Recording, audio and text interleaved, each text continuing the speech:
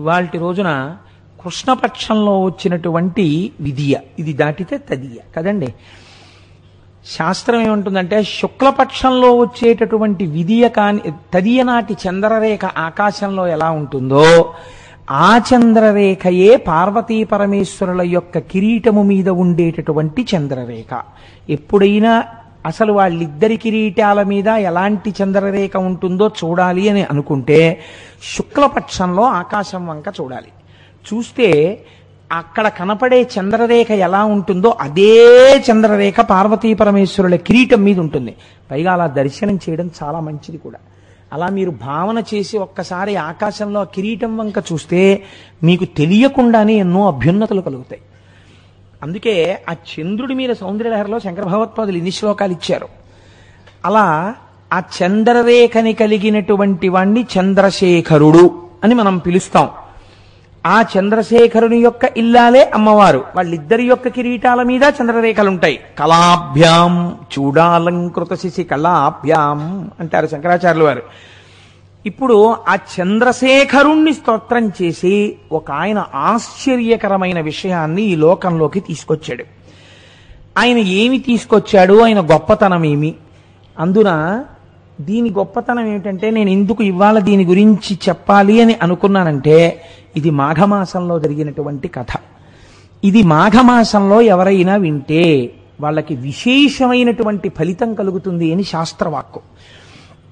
కాబట్టి మళ్ళీ ఎదర సుబ్రహ్మణ్యేశ్వర స్వామి వారికి సంబంధించినటువంటి కథా కార్యక్రమాన్ని నేను ప్రారంభం చేయవలసి ఉంటుంది. కాబట్టి మొట్టమొదటే ఇవాళ నేను ఒక్కసారి ఆ మార్కండేయుని యొక్క కథని చెప్తే మనం అందరం పవిత్రులం అవుతామని నేను ఇవాళ మార్కండేయ సంబంధమైన విషయాన్ని ప్రతిపాదన చెయ్యాలి అని ఆఖరి నిమిషంలో మనసు మార్చుకుని ఇక్కడికి రావడం జరిగింది.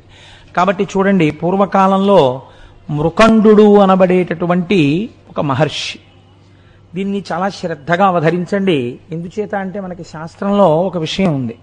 కొన్ని గహనంగా ఉంటాయి, కష్టంగా ఉంటాయి. అవి నారికేళ్ల పాకం తినడం కష్టం. కొన్ని చాలా తేలిగ్గా ఉంటాయి. కానీ చిత్రం ఏమిటంటే చాలా తేలికగా ఉన్నటువంటి విషయాలే అపారమైన కృపని వర్షించేస్తాయి. అలాంటి వాటిల్లో మార్కండేయుని యొక్క కథ ఒకటి.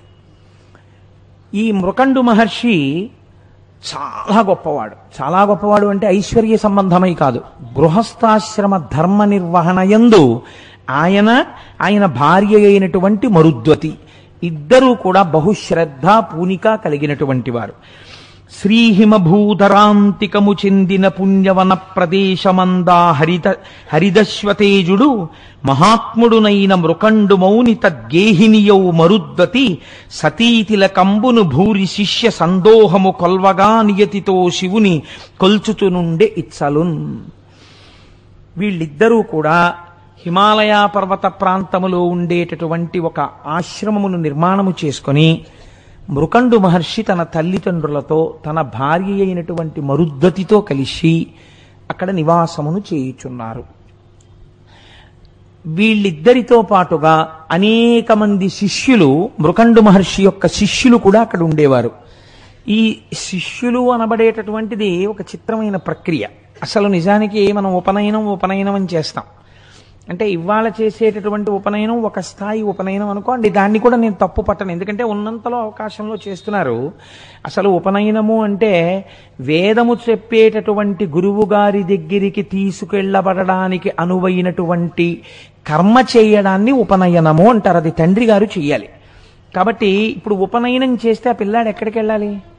గురువుగారి దగ్గరికి వెళ్ళిపోతాడు. గురువుగారి దగ్గరికి వెళ్ళిపోతే గురువుగారు ఏం చేస్తారు?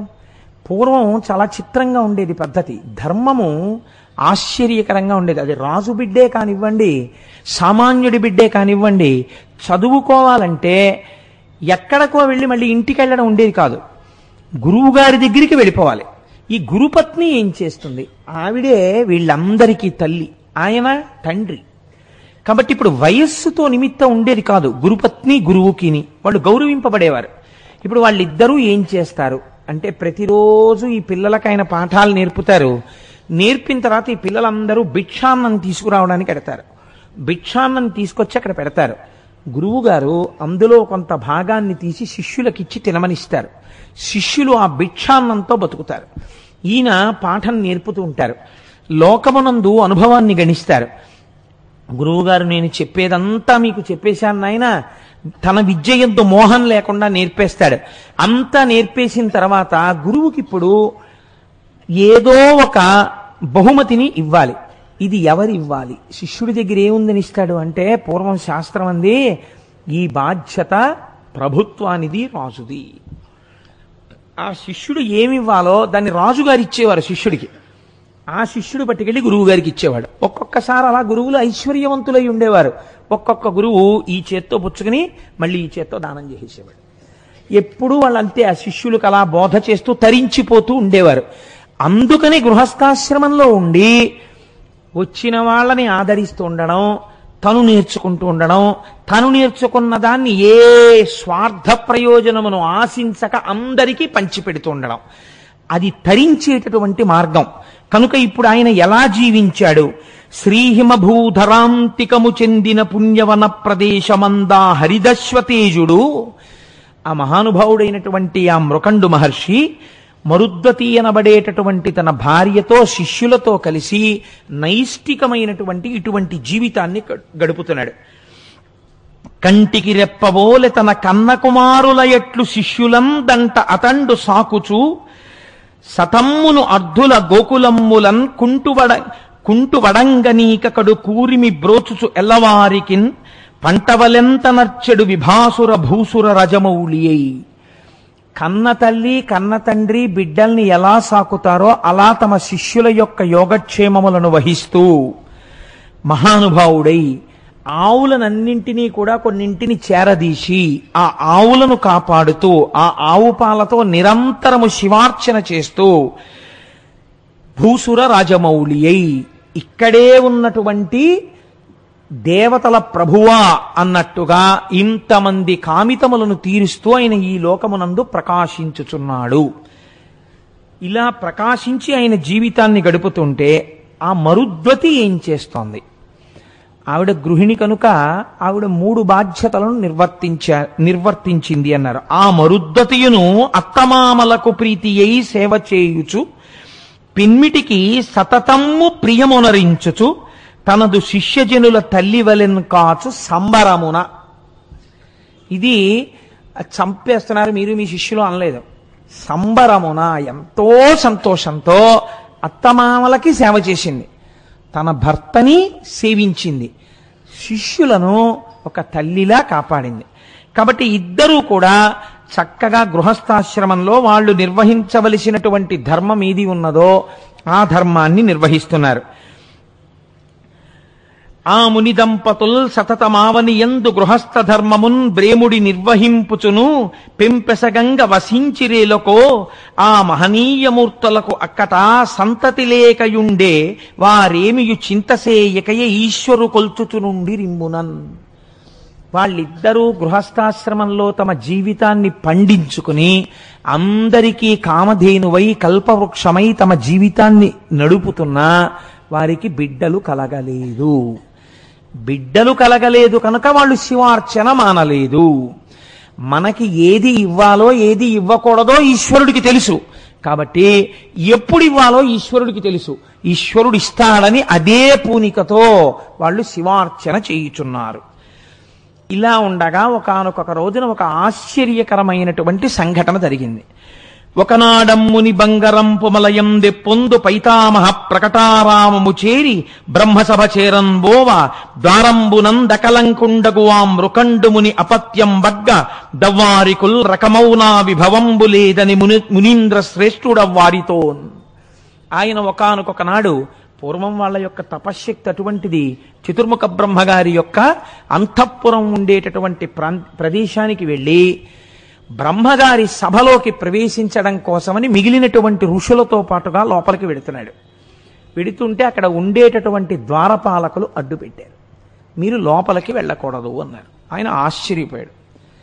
ఏమి నేను ఎందుకు వెళ్ళకూడదు అన్నాడు. అపత్యం వద్గా అన్నారు వాళ్ళు. నీకు సంతానము లేదు, సంతానము లేనటువంటి కారణము ఉన్న సందర్భంలో నీకు బ్రహ్మసభా ప్రవేశార్హత లేదు. ఎందుకని? ఇక్కడ మీరు ఒక ప్రశ్న అడగచ్చు, ఎందుకంటే అంత గట్టిగా పట్టుకోవడం అని. అంటే శాస్త్రవాక్కు మీకు నేను చెప్తాను, వాళ్ళు కావాలని అవమానించడం వాళ్ళ ఉద్దేశ్యం కాదు. పితృరుణం తీరదు. తాను కూడా ఒక కొడుకుని కనకపోతే పితృరుణం తీరదు. కాబట్టి సంతానమును కని తీరాలి. పైగా వివాహం ఎవరైనా చేసుకోకపోతే వాళ్ళ తల్లిదండ్రులు పొందే అదృష్టం ఏమిటో తెలుసా అండి?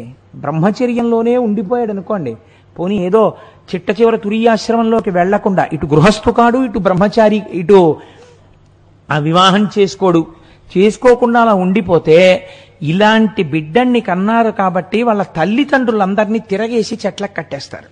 మీరు దేవీ భాగవతంలో దీనికి సంబంధించి ఒక కథ ఉన్నది. అందుకే నేను పెళ్లి చేసుకోను అని అనరాదు, పెళ్లి చేసుకొని తీరాలి. ఇవాళ కలియుగం కదా, నాకు చాలా మూఢులైన వాళ్ళు కొంతమంది కనబడుతుంటారు. మేము పెళ్లి చేసుకోండి అంటుంటారు. నాకు ఈ మధ్య ఒక ఆయన అమెరికా నుంచి ఫోన్ చేశాడు. నేను భగవత్ సంబంధమైన విషయాలు చాలా చదివానండి, విన్నాను, నేను పెళ్లి చేసుకోవద్దు అనుకుంటున్నాను, ఇలాగే ఉండిపోదాం అనుకుంటున్నాను, ఎందుకు ఈ లంపటం అని. నీకు సంకటం, పెళ్లి చేసుకో అని చెప్పాను.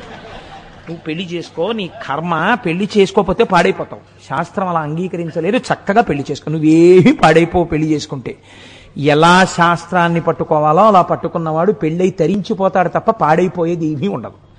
కాబట్టి వివాహం చేసుకుని పితృరుణం తీర్చుకో అని చెప్పాను. కాబట్టి ఇప్పుడు పితృరుణం తీరలేదు, ఇది దోషం. అందుకని అపత్యం బట్గా, కాబట్టి నువ్వు బ్రహ్మసభలో ప్రవేశించడానికి వీల్లేదు, రుణం ఉండిపోయింది.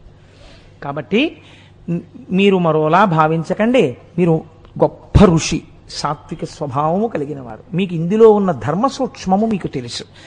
మా నోటితో అనిపించకండి, మీ మనస్సు ఖేద పెట్టకూడదు. కాబట్టి మీరు బ్రహ్మసభలో ప్రవేశించరాదు, దయచేసి మీరు తిరిగి వెళ్ళిపోండి అన్నారు. అనగానే ఆ మృకండు మహర్షి కూడా ధర్మ సూక్ష్మం తెలుసున్నవాడు. కాబట్టి అనవిని మౌనియంత హృదయంబున నెవ్వగ చెంది కుంది అవ్వనమును బాసి స్వీయమగు వాసము చేరగ వచ్చుచుండే ఆ దినమున కొందరింటికి విదేశ మునీంద్రుల భార్యలు యోగినులరుదేరా అత్తపసి గేహినివారల కాంచి ప్రేమయ్యై. నిజమే, నాకు పితృరుణం తీరలేదు, నాకు అపత్య దోషం ఉంది అని మృకండు మహర్షి కొంచెం మనస్సులో బాధపడుతూ, అయ్యో నన్ను ఎందుకు ఈశ్వరుడు పితృరుణం నుంచి విముక్తుణ్ణి చెయ్యలేదు అని బెంగ పెట్టుకుని తిరిగి వచ్చేస్తున్నాడు. అదే సమయంలో వేరొక ప్రదేశంలో ఉండేటటువంటి మహర్షుల యొక్క భార్యలు ఇక్కడ ప్రదేశంలో ఉండేటటువంటి తపోవనాల్ని దర్శించడం కోసమని వచ్చారు. వచ్చి వాళ్ళు ఈ మరుద్వతిని చూశారు, మృకండు మహర్షి యొక్క భార్యని. వారు ఋషుల యొక్క భార్యలే. వాళ్ళు ఈవిడ్ని చూసి చాలా సంతసించి ఆవిడ ఇంట్లోకి వెళ్ళి, అమ్మ మాకు చాలా దూర ప్రాంతం నుంచి వచ్చాం, ఇక్కడ ఉన్న ప్రదేశాలన్నీ చూడ్డానికి, మాకు నువ్వు కొద్దిగా దేవతార్చనమునకు అవకాశం ఇయ్యగలవా? దేవతార్చనం అంటే భోజనం పెట్టడం కలిపి.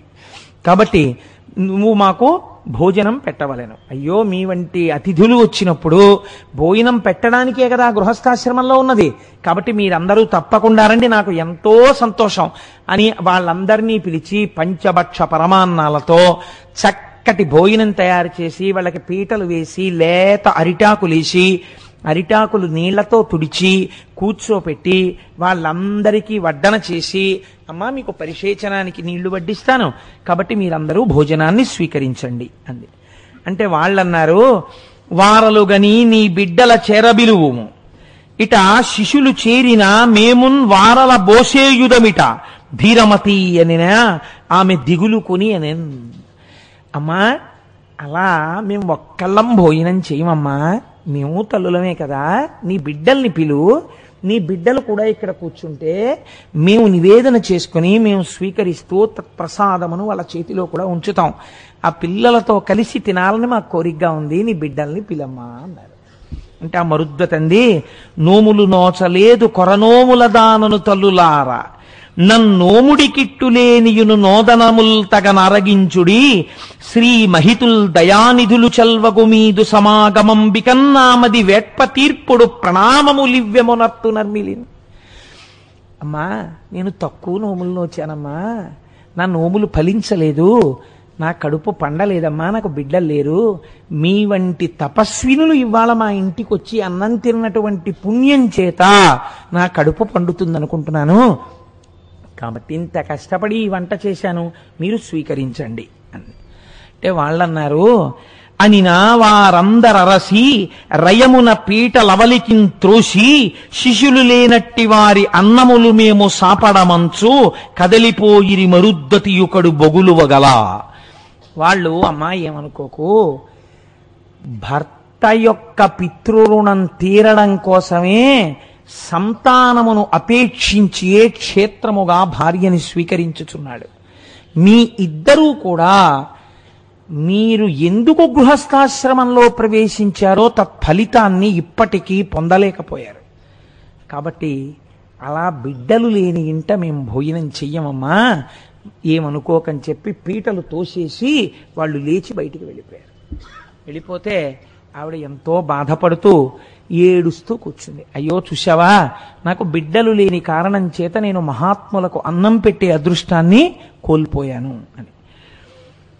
ఆ బాధపడుతున్నటువంటి సమయంలో మృకండు మహర్షి కూడా మనస్సులో చాలా కుందుతూ, అయ్యో బ్రహ్మసభలో ప్రవేశించలేకపోయానే సంతానం లేక అని బాధపడుతూ ఆయన ఇంటికి వచ్చాడు.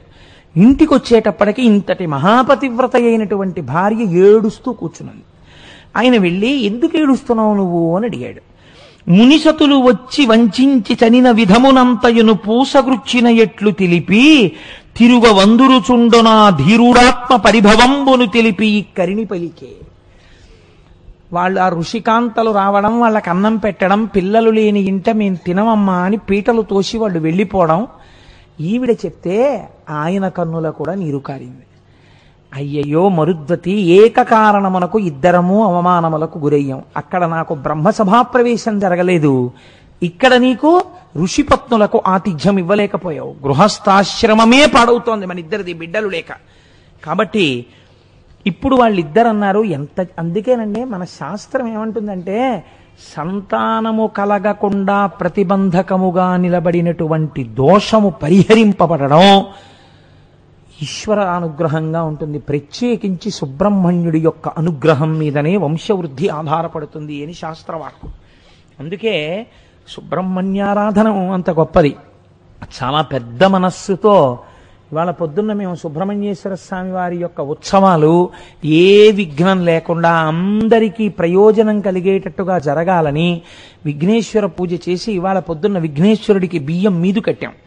స్వామి పూర్తయ్యాక నీకు ఉండ్రాళ్ళు పోస్తామయ్యా అని అంటే మా గోపాలకృష్ణ గారు అన్నారు, కడుపు పండని వాళ్ళు ఎంత బాధపడతారో మనకి తెలుసు కదా కోటేశ్వరరావు గారు, వాళ్ళ కోసం పైన షామియానా వేయించి ఆర్జితం వాళ్ళందరూ అక్కడ కూర్చుని చేస్తుంటే ఆలయంలో అయ్యప్ప స్వామి వారి ప్రధాన అర్చకుడైనటువంటి బ్రహ్మచారి అయిన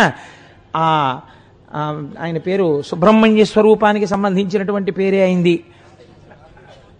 కార్తీక్. ఆ కార్తీక్ స్వామి ఆయన సుబ్రహ్మణ్యేశ్వర స్వామి వారికి అభిషేకం చేస్తారండి. కడుపు పండని తల్లులందరినీ ఆ అభిషేకం చూడ్డానికి షామియానా వేసి కూర్చోపెడదాం. వచ్చే సంవత్సరం వాళ్ళు పిల్లలతో కలిసి కావిళ్ళెత్తాలని కోరుకుందాం కోటేశ్వరారు. అందుకు కదా మా దేవాలయం, అందుకు కదా మనం చేసే ఉత్సవం అన్నారు. నాకు దొరగారికి ఎంతో సంతోషం వేసి తప్పకుండా చేద్దాం గోపాలకృష్ణ గారు అన్నాం. కాబట్టి ఈశ్వరానుగ్రహం, ఆ బాధ, ఆయన పూజ తద్దోషమును పరిహరిస్తుంది.